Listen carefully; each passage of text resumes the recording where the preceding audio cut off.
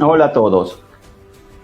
Voces e imágenes que definitivamente el 16 de marzo se convertirán en una fecha que siempre traerá un recuerdo amargo, duro para los ecuatorianos, así como, bueno, para los habitantes del planeta entero. Si bien es cierto, en Ecuador las autoridades dieron a conocer de que a finales del mes de febrero se confirmaba el primer caso de COVID-19, se detectaba en una mujer que provenía de Europa, llegaba a territorio ecuatoriano, se dirigió hacia la provincia de Los Ríos.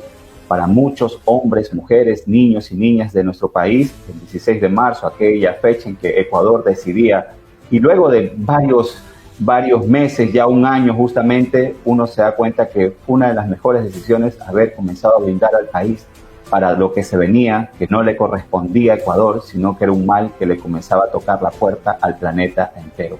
Y hoy vamos a tratar justamente con un personaje que trascendió durante la emergencia, vaya que sí, por el trabajo, aunque como vimos en Voces e Imágenes, también habían esos criterios quienes aseguraban que el Estado les quedó debiendo. Pero lo vamos a tratar justamente con nuestro primer invitado y asimismo temáticas referentes a cómo el tema de la pandemia, incluso a la fecha, mantiene en vilo a la comunidad de migrantes de distintos sectores, en este caso de Latinoamérica y por qué no también de Ecuador.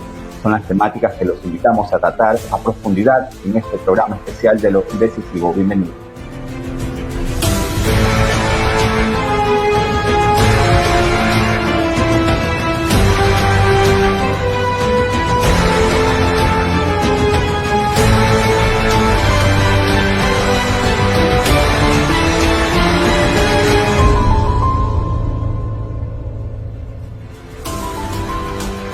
Decíamos, el 16 de marzo del 2020, muchos lo consideran como el comienzo de la desgracia. Hay que analizar también una serie de temáticas una vez de que ya se ha cumplido un año justamente de aquellas fechas, de aquellos días en que Ecuador solo se enteraba de lo que provenía de tierras lejanas, de cómo comenzaba a afectar también al territorio europeo y luego lo que sucedía en América Latina, donde Ecuador comenzaba a ser prácticamente el que mostraba los primeros indicios de este ataque brutal de una pandemia por el COVID-19. Pero estos datos justamente son los que se conocía, pero había un trabajo también muy a fondo que se ejecutaba a pesar de tanta desgracia y a pesar de tantas acusaciones. Había también un personaje, como dijimos, que se puso al hombro tremenda carga. Y bueno, vamos a conocer un poco más de todo lo que fue esa gestión con el ex vicepresidente de Ecuador, el economista Otto Sones Holzner, a quien ya damos de inmediato la bienvenida aquí a Lo Decisivo de la agencia AINE. Economista, bienvenido. Hola, Tyron, un buen día, un gusto poder conversar contigo. Y feliz cumpleaños, que sé que estás de cumpleaños. Correcto, bueno, claro que sí. Gracias por sus palabras. En efecto, cumpliendo un año, a pesar de que para muchos es difícil poder tener ese sentimiento de festejo, porque muchos tuvimos pérdidas irreparables durante ese año 2020 tan lamentable. Pero en materia directo, economista, decíamos, y yo se lo cuento porque justamente me tocó llegar al país para esa fecha. Justamente yo llegué 2 horas antes del cierre de las fronteras y de los aeropuertos en Ecuador. Yo retorné a nuestro país aquel 16 de marzo a cerca de las 23 horas. Pero se veía desde afuera, desde las cadenas mundiales, que había un vicepresidente que se ponía justamente la carga en el hombro a raíz y consideración de que justamente el primer mandatario de Ecuador era parte de ese grupo vulnerable, ¿verdad? Que no se podía exponer justamente al tema de los contagios. Pero ahí también viene esa responsabilidad. Usted, vicepresidente de la República, se conocía, cambiaba su despacho a la ciudad de Guayaquil, la ciudad más golpeada por la pandemia. Pero aquí también viene esa parte que de pronto pocos conocían, economista, o la llegaron a conocer. Habían muchas voces que de una u otra manera endilgaban todo lo que sucedía de una pandemia mundial al Estado, al gobierno, más allá de los errores que pudieron haber existido. Pero también ustedes, como se dice en la jerga popular, tenían que tragar grueso, pero igual ponerse la camiseta ante esa crisis. En una crisis de esa magnitud es difícil pedir objetividad, digamos. Es difícil porque estás viviendo momentos inéditos en la historia de la humanidad. Yo creo que lo más duro de la pandemia fue el hecho de que finalmente la realidad terminó superando a la ficción. Es decir, todas las películas, producciones cinematográficas que habíamos visto en materia de crisis sanitaria se quedaron cortas en cuanto a lo que tuvo que vivir no solo Guayaquil, sino también ciudades como Nueva York, Wuhan, Lombardía, al norte de Italia, Madrid, recientemente Brasil, ahora Perú, California. Es decir, el problema de Guayaquil, de New York, es que nos tocó primero que los demás. Y entonces nos tocó hacer experiencias primero que los demás y nos tocó tomar decisiones inéditas. Ecuador fue el primer país de la región en tomar decisiones de restricciones. También fuimos los primeros en identificar, ya hago énfasis en identificar un caso de COVID. Y lo digo así porque es probable que no solo en Ecuador, sino en otros países de América Latina también hubiésemos tenido casos de coronavirus antes, pero no había la experiencia a nivel del sistema de salud de ningún país como para identificar acertadamente un contagio, y entonces no se mandaba a hacer la prueba. Pero hoy, viendo en retrospectiva, se puede saber que hubieron personas que en febrero, enero, volvieron de viaje de Europa, de Asia, perdieron el olfato y fueron diagnosticados erróneamente por sus médicos como gripes alérgicas u otras cosas de problemas respiratorios. Entonces, todo eso contribuyó. Creo que uno de los principales problemas fue la falta de información de parte de China. Wuhan ya había tenido una crisis comparable con la de Guayaquil, pero no, en alguna forma no lo admitían o no lo compartían de forma suficiente, no sé si por razones lingüísticas o políticas, como para que el resto del mundo esté mejor preparado. Pero claro, esto no fue un problema exclusivo del Ecuador, ni tiene que ver necesariamente con que si el sistema de salud es bueno, mejor o peor que otros, porque los mejores sistemas de salud del mundo se vieron colapsados y sobrepasados por la pandemia cuando alcanzó comportamientos explosivos como el que tuvo en Guayaquil. Guayaquil llegaron a fallecer más de 700 personas diarias, eso es cuando normalmente son 60. En Guayas, no, yo manejo cifras de Guayas, cuando normalmente son 60, y eso no hay forma de administrarlo, digamos, con normalidad, no existe, porque no hay capacidad ni de las funerarias, ni de los hospitales, ni nada de ahora. Sí le digo, siempre estaré satisfecho en función de que finalmente se tomaron en su momento, de forma inédita, decisiones que fueron acertadas y oportunas y que luego copiaron el resto de los países. Decisiones que sirvieron para que...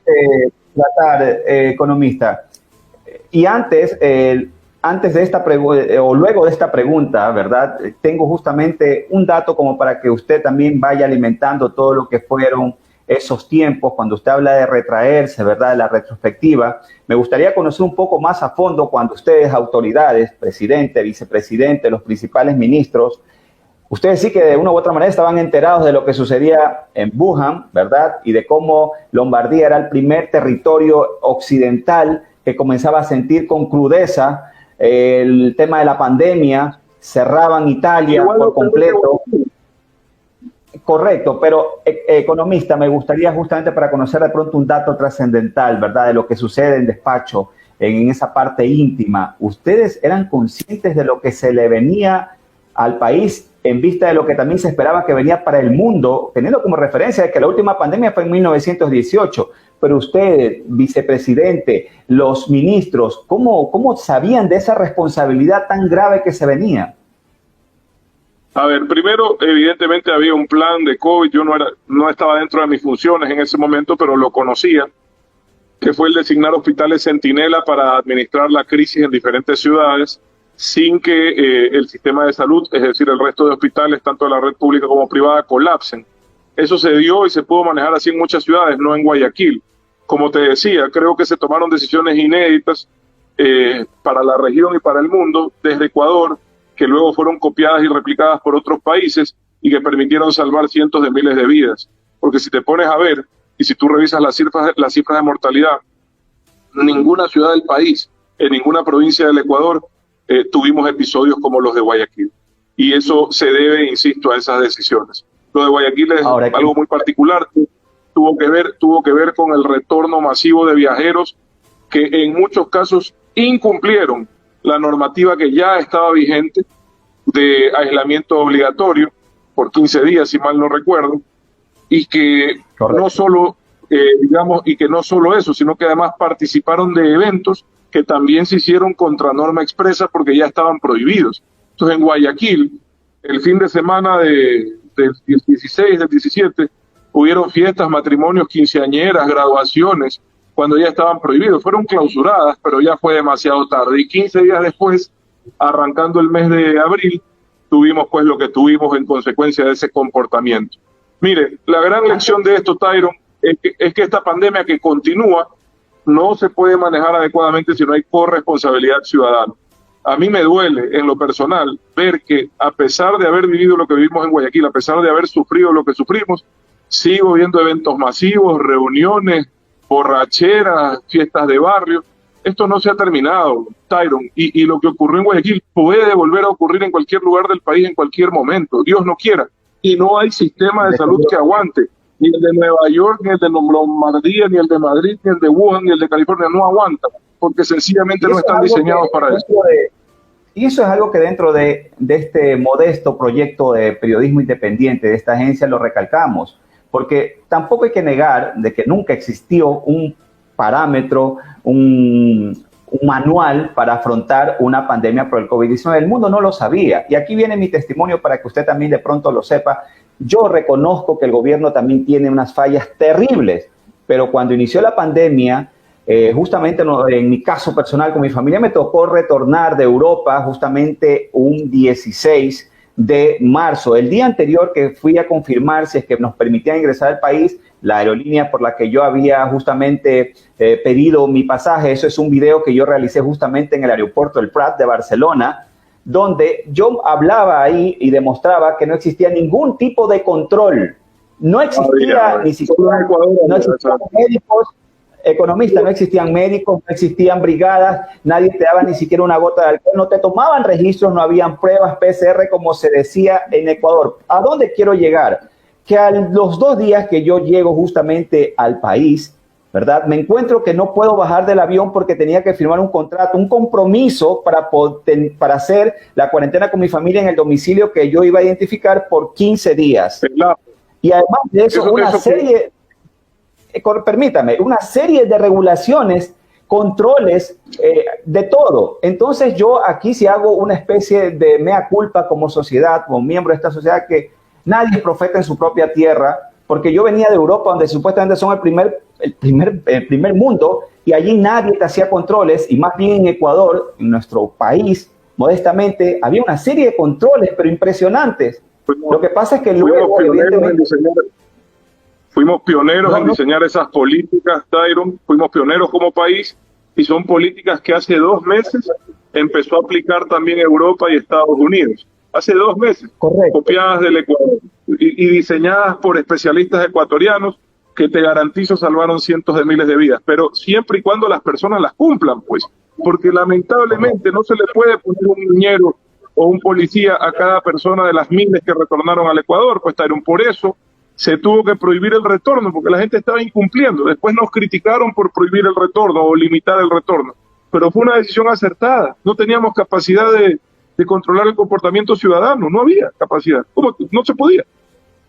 Justamente, economista, mientras ahí nuestro director nos mostraba las imágenes de lo que tenía que ver al sistema exequial, los cementerios, en Europa también para esa fecha, estamos hablando ya el 14, 13, 15, en que ya Pedro Sánchez, presidente del gobierno español, decretaba el estado de alarma, que vendría a ser equivalente al estado de emergencia para nosotros, ahí ya se comenzaba a sentir el colapso de los cementerios en Ecuador, ¿verdad? Y esto no es una apología en defensa al Estado ecuatoriano, porque no lo es, pero sí es para abrir los ojos y concientizar en que en marzo de 2020 nosotros cuestionábamos de todo por una situación que nadie conocía cómo tratarla. Más bien se proponían una serie de medidas que de una u otra manera vayan apaleando los efectos de una pandemia, pero que eso que acabamos de ver en Brasil ni siquiera existían cementerios improvisados, eran fosas comunes. En España los tenían que... Nueva York también, fosas comunes. Así es. Entonces, economista, ahora sí vamos por la parte que de pronto muchos han de querer. Pero ¿en dónde ustedes fallaron? Haciendo un mea culpa también. ¿Dónde ustedes creen que cometieron errores, pero incorregibles, imperdonables? Bueno, mira, hablemos de los fallecidos, que es posiblemente la parte más dura de la pandemia. Sin duda es la parte más dura de la pandemia. te decía, en Guayaquil normalmente, en Guayas, permíteme hablar de Guayas porque realmente no fue solo Guayaquil, ¿no? Aquí fue Daule, San Borondón, Milagro, fueron algunos cantones de la provincia, los más cercanos a Guayaquil sobre todo. En Guayas fallecen normalmente 60 personas diarias, ese es el promedio. Llegaron a fallecer a principios de abril más de 700, con un agravante. Había una suerte de temor social alrededor del tema de los pacientes COVID. Es decir, las funerarias, mucho personal de salud tenía temor a acercarse tanto a los pacientes vivos, pero sobre todo a los fallecidos. Un error que duró 2 días, pero generó un cuello de botella fue aceptar una recomendación de la OPS que decía que los fallecidos por COVID debían de cremarse. No por otra razón, sino por el temor social que había de llevar a cabo entierros, que se acerquen los fallecidos a sus ciudades a enterrarse. Eso generó un cuello de botella e incrementó el temor sobre los fallecidos. Muchas personas, muchas funerarias no quisieron trabajar, se sentían que no estaban preparados para administrar el proceso exequial de un fallecido por COVID. Errores, ese yo creo que fue importante, se corrigió rápido, pero sí marcó un poco el inicio de la crisis de fallecidos, que luego terminó en que el gobierno, entre trámites de exequiales y entierros, llevó a cabo 8.000 trámites y más de 2.500 entierros, si no me equivoco, en tumbas individuales dignas.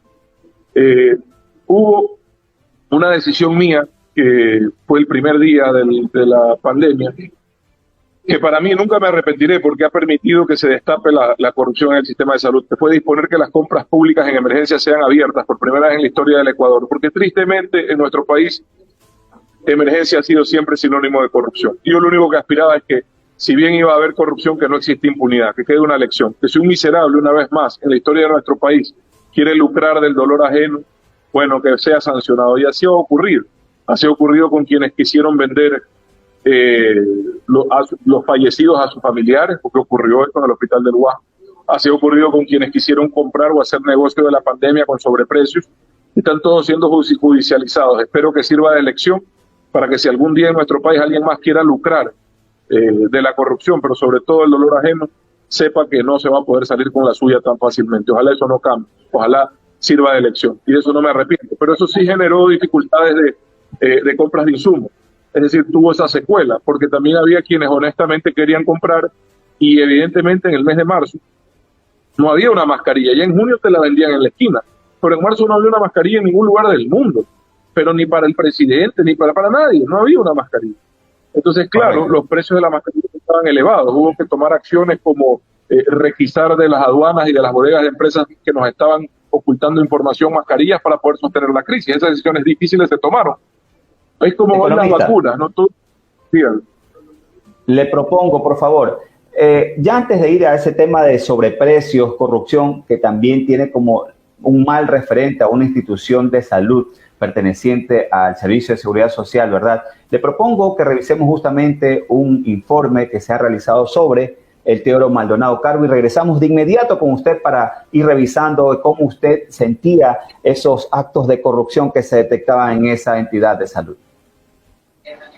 El Hospital de Especialidades Teodoro Maldonado Caro fue una de las casas de salud que más pacientes COVID-19 atendió desde el inicio y durante la emergencia sanitaria, donde se registraban hasta 100 cadáveres al día. Esto mientras que 824 pacientes de unidad de cuidados intensivos han recibido el alta hospitalaria desde que empezó la pandemia del coronavirus. Este hospital fue escenario de varias muertes por COVID-19, pacientes que podían esperar horas para recibir atención debido al colapso del sistema hospitalario, pacientes que se desplomaban a vista de todos quienes clamaban atención, además de cadáveres abandonados que personal de este hospital tenían que envolver en plástico para luego ser recogidos por contenedores refrigerados. Sin embargo, esta casa de salud fue sujeto y origen de diversos casos de corrupción. Entre esos casos hablamos de sobreprecios en la compra de insumos médicos como mascarillas y fundas para cadáveres. Incluso desde antes de la pandemia, en los últimos 4 años este hospital ha manejado un presupuesto de 414 millones de dólares para compra de medicinas e insumos y se calcula que el sobreprecio es de unos 200 millones de dólares. A más de esto también se encontraron 100 ventiladores artificiales abandonados, indispensables para el tratamiento de pacientes graves con esta enfermedad. Economista, para ir directo con su opinión, cuando una persona en un barrio, ¿verdad?, algo peligroso con índices de robo, va a salir, lo primero que hace es poner candado a la casa, dejarlo referenciado su domicilio.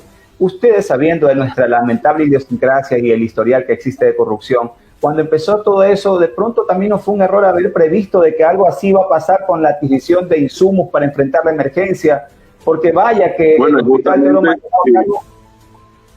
y justamente se tomó por eso la decisión de hacer la chequera del momento durante la emergencia y causó, pero no solo indignación, sino rabia.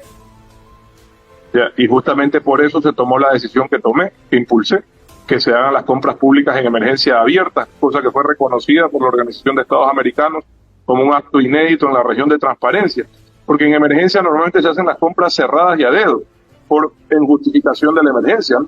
Y en algunos casos puede ser que tenga razón, pero lamentablemente, conociendo los antecedentes del país, yo impulsé esa decisión porque sabía que las consecuencias de corrupción iban a ser graves. Pero entonces, lo importante es que eso no quede en impunidad y que por primera vez se sancione. Creo que es lo que está ocurriendo y me alegro. Créanme, me alegra que esas personas respondan ante la justicia, porque sin duda alguna tuvieron una actitud miserable, no responsable y sobre todo criminal. Economista, ahora, el accionar de las autoridades, de una u otra manera se veía que al menos en ciertos días las autoridades seccionales querían trabajar con a la autoridad del gobierno central y viceversa, pero a veces había una especie de divorcio, comenzaban los dimes y diretes, y uno de esos temas fue justamente... Sí, permítame, y uno de esos temas fue justamente el cierre del aeropuerto de Guayaquil, que generó una serie de críticas para la alcaldesa de Guayaquil. Eso justamente también de una u otra manera no afectó que de pronto las naciones, las potencias, organizaciones y fines de lucro hayan puesto la mirada para que Ecuador sea sujeto de ayuda internacional, porque revisando a nivel regional, Ecuador fue uno de los países que menos ayuda humanitaria tuvo a nivel internacional. La tuvo, pero fue de los que tuvo una menor cantidad. Lo que pasa, a ver, Tyron, dos cosas ahí. Primero, la ayuda internacional fue limitada en términos generales porque no se trató, a diferencia de en otros momentos de la historia, de un evento puntual en un país. Es decir, España, China, Alemania, Francia, Estados Unidos, quienes normalmente son los que se solidarizan con los países que pasan por una situación de crisis, una catástrofe, estaban viviendo su propia catástrofe. Entonces, ¿en qué momentos no tenían, por ejemplo, qué necesitábamos? No, plata no necesitábamos, no era un tema de recursos. Es decir, no es que sobra, pero había para comprar insumos. El problema no era la plata, era que no había insumos. China no tenía, Estados Unidos no tenía, nadie tenía. Insumos de protección, sobre todo medicina, entre otras cosas básicas para la pandemia. Eso era lo que se necesitaba. No había, llegó un cuentagotas, pero llegó. Estados Unidos sí nos envió 250 respiradores y mucha gestión y están ya funcionando.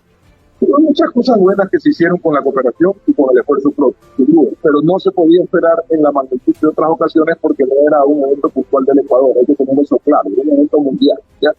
Segundo, sobre la coordinación con las autoridades locales. Hubo mucha coordinación, el Ecuador tiene 221 del país, se trabajó muy bien con la mayoría de ellos y con otros tuvimos dificultades, era de esperarse. Yo creo que muchas autoridades dejaron que la presión venza la razón. Empezaron a tomar decisiones como la que usted acaba de describir respecto al aeropuerto de Guayaquil, a pesar de que se les informó que eso era contraproducente y que iba a dramatizar más un momento ya trágico del país. Sí, eso fue lo que ocurrió finalmente. Otras autoridades entregaron medicinas, entre comillas medicinas, que supuestamente curaban el COVID cuando se les había dicho que no era así, hidróxido de cloro, cloroquina, qué sé yo, hidroxicloroquina, entre otras cosas. Dióxido de cloro. Pero mucha gente lo hizo, porque por desesperación, por presión, vale usted a saber, pero nosotros éramos claros en la normativa y les decíamos que se podía hacer y que no se podía hacer. Con otras coordinamos muy bien, coordinamos decisiones muy bien, con muchas ciudades del país, porque esto es lo que la gente no ve. Lo de Guayaquil es doloroso, triste, pero en ninguna ciudad del país ha pasado, en ninguna. Entonces, ¿a qué se debe? A que en muchas ciudades las cosas se hicieron de otra forma, se respetaron las normas y las decisiones que tomamos fueron acertadas y oportunas. La cooperación sirvió, la coordinación sirvió. Ahora, durante el mes de abril, no había autoridades. Aquí estábamos solo 4 o 5 autoridades trabajando, tratando del aire, evidentemente de la mano del personal de salud, de la policía y de la Fuerza Armada, y el resto de ellos ya se habían estado. Otros, peor aún, porque por último, el que no ayuda, que no es todo. Gracias. pero es peor aún que no dieron ni una mascarilla en la peor crisis de la historia del Ecuador, más bien dedicada a la noticia falsa y a presentar el problema comunicacional que de por sí ya era complejo. Entonces, eso es triste. Yo creo que eso también hay que tenerlo claro. Quienes realmente estuvieron, no ahora, no 3 meses después, 4 meses después, no, en marzo, en abril, cuando esto salir a la calle era sentencia de muerte, entrar a una unidad de cuidados intensivos, lo más probable era que no tenga 15 días después para contarlo. Esa era la realidad en ese momento. Fueron pocos los que... En honor al tiempo, y también conocemos de su agenda en este día, una última consulta para que nos la abrevie, por favor. ¿De pronto a usted le hubiese gustado mantenerse hasta el final, justamente hasta estos tiempos, incluso trabajando, porque usted lideró lo que fue el inicio de esa fecha tan trágica? Yo tomé una decisión compleja, difícil en lo personal. Yo me mantuve en el gobierno.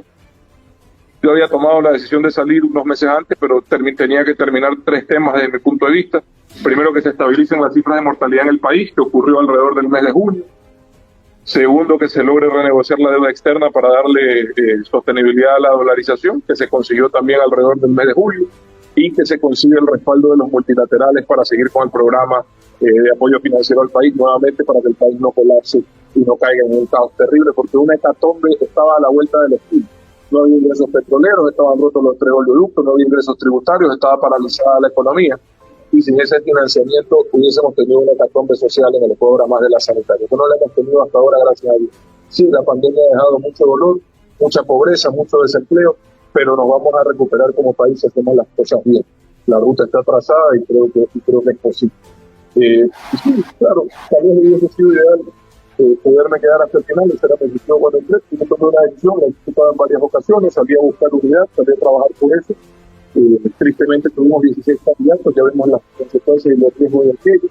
Y bueno, seguiré trabajando como lo estoy haciendo, recorriendo el país, con un mensaje claro de que no podemos permitir que un modelo que ya ha destruido otros países y le ha hecho mucho daño al nuestro, regresa al poder. Es mi visión personal y en eso seguiré trabajando desde fuera del poder, porque creo que es incorrecto también utilizar los recursos públicos para temas electorales, que es lo que estoy haciendo electoral. Correcto, economista, muchas gracias. Bueno, escuchamos algo de lluvia, eso también es el anuncio de que días mejores nos lo merecemos todos los ecuatorianos, todos los seres en este planeta, ¿verdad? Tan golpeado por esta pandemia. Gracias por su tiempo, gracias por la confianza. Será hasta una próxima, economista. Gracias, Tairo. Un abrazo. Sí, hasta luego. Hasta luego. Y bueno, también el tema, como decíamos, referente al año en que se recuerda o se puede comenzar a hablar de estas evaluaciones desde aquel 16 de marzo de 2020, ha sido la situación de los migrantes. Ese es un tema en el que lo vamos a profundizar justamente al volver de este primer corte.